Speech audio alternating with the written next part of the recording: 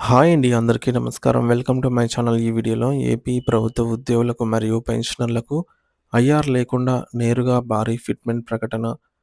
మరి దీనికి సంబంధించిన పూర్తి వివరాలు వీడియోలో తెలుసుకుందాము. వీడియో అయితే ఎక్కడ గాని స్కిప్ చేయకుండా ఎండ్ వరకు చూసేయండి. అప్పుడే ఇన్ఫర్మేషన్ పూర్తిగా అర్థమవుతుంది. అలాగే వీడియో చూస్తున్న ప్రతి ఒక్కరు వీడియోకి లైక్ చేయండి ఫ్రెండ్స్. ఈ వీడియోని తోటి ఉద్యోగ, పెన్షనర్ మిత్రులతో అయితే షేర్ చేయండి. కొత్తగా మన ఛానల్ చూస్తున్నవారు ఇంకా ఎవరైనా సబ్స్క్రైబ్ చేసుకోకుంటే వెంటనే మన ఛానల్‌ని సబ్స్క్రైబ్ చేసుకోండి. దీని ద్వారా నేను చేసే లేటెస్ట్ వీడియోస్ అన్నీ మీ వరకు రీచ్ అవుతాయి. ఇక ఆలస్యం చేయకుండా వివరాల్లోకైతే వెళ్ళిపోదాము. ఫ్రెండ్స్, ఇక విషయానికొచ్చినట్లయితే రాష్ట్ర ప్రభుత్వ ఉద్యోగులకు మరియు పెన్షనర్లకు ఇది నిజంగానే ఒక చారిత్రాత్మకమైన మరియు ఊహించని శుభవార్త.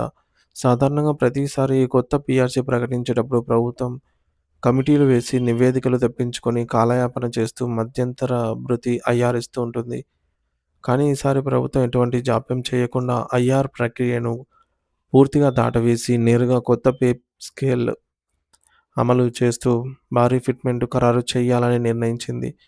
ఈ సాహసోపేతమైన నిర్ణయం వల్ల సెక్రటేరియట్ స్థాయి ఉన్నతాధికారుల నుండి గ్రామ, వార్డు సచివాలయ స్థాయి క్షేత్ర సిబ్బంది వరకు కూడా ప్రతి ఒక్కరికి జీతాల్లో భారీ మార్పులు కనిపిస్తాయి.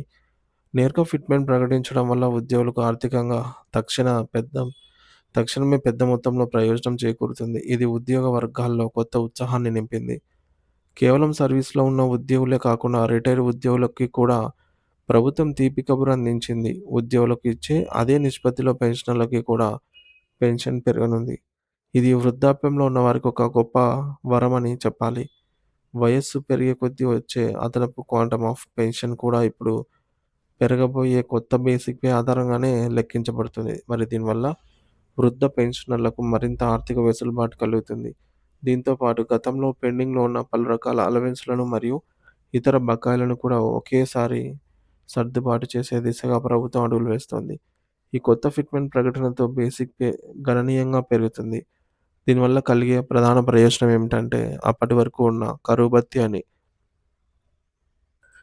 డీఏను బేసిక్ పేలో విలీనం చేయడం. ఇలా చేయడం వల్ల ఉద్యోగుల రిటైర్మెంట్ బెనిఫిట్స్ అయిన గ్రాట్యుటీ, కమ్యుటేషన్ వంటివి కూడా భారీగా పెరుగుతాయి. ఇక ఇంటి అద్దె భత్యం, హెచ్ఆర్ఏ విషయంలో కూడా ప్రభుత్వం సానుకూల నిర్ణయం తీసుకోనుంది. వీరు నివసించే నగర లేదా పట్టణ యొక్క జనాభా ప్రాతిపదికన 8%, 12%, 16% లేదా 24% చొప్పున హెచ్ఆర్ఏ స్లాబ్‌లలో మార్పులు రానున్నాయి. కొత్త బేసిక్ పే మీద ఈ పెరిగిన శాతాలను లెక్కించడం వల్ల ప్రతి నెల చేతికొచ్చే నగదు మునుపటి కంటే చాలా ఎక్కువగా ఉంటుంది. ఉద్యోగుల ఆరోగ్యం పట్ల కూడా ప్రభుత్వం ప్రత్యేక శ్రద్ధ వహిస్తోంది.